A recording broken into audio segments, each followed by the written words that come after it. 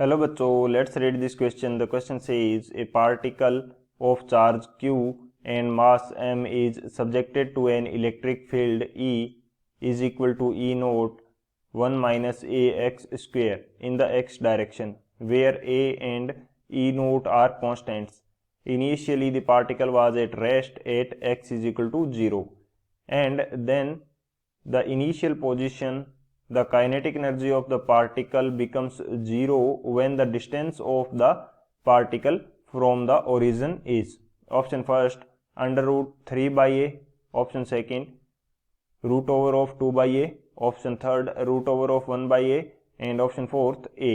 तो इस क्वेश्चन के अंदर हमें बोल रखा है कि एक हमारे पास चार्ज है, एक पार्टिकल है जिसका चार्ज क्यू है और मास m है. वो एक इलेक्ट्रिक फील्ड के अंदर रखा गया है जो कि ई नोट 1 माइनस ए एक्स स्क्वेयर एक्स डायरेक्शन के अंदर वर्क कर रहा है. इनिशियली ये रेस्ट पे है, तो किस डिस्टेंस तक ट्रेवल करने के बाद में ये फिर से रेस्ट पे आ जाएगा या इसकी काइनेटिक एनर्जी क्या हो जाएगी, जीरो हो जाएगी. तो ये किस डिस्टेंस पे होगा वो हमें फाइंड आउट करना है. तो बात करते हैं की कंसेप्ट की.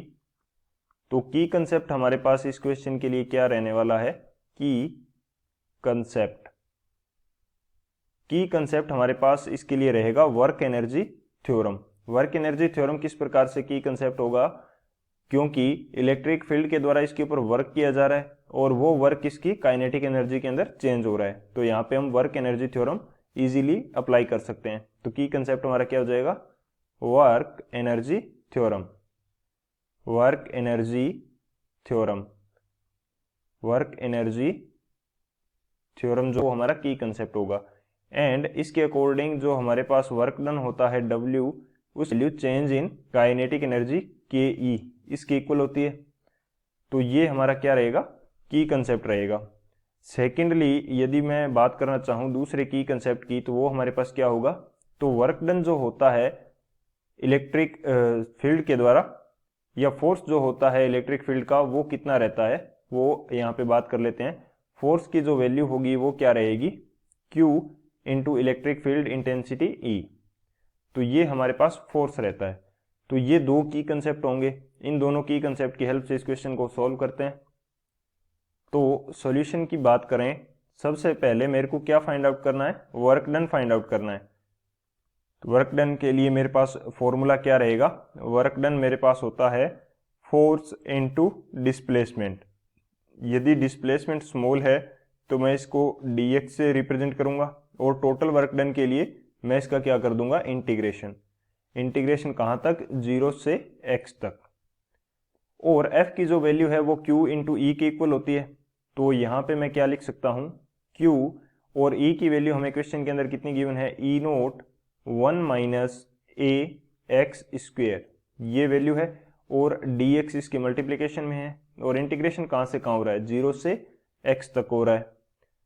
तो जब इसको इंटीग्रेट करेंगे तो ये वैल्यू हमारे पास कितनी आ जाएगी, Q और E नोट ये दोनों क्या है, कांस्टेंट है. तो इनको मैं बाहर निकाल लेता हूं.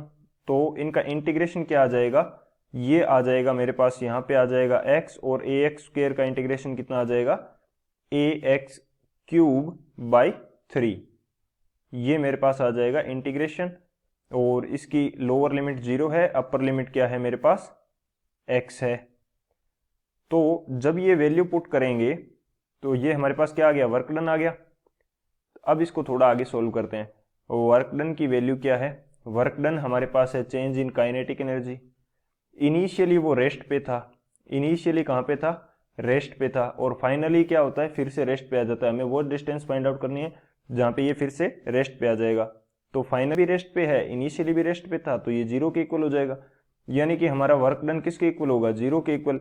वर्क डन हमने कितना फाइंड आउट किया है, वर्क डन हमने फाइंड आउट किया है Q.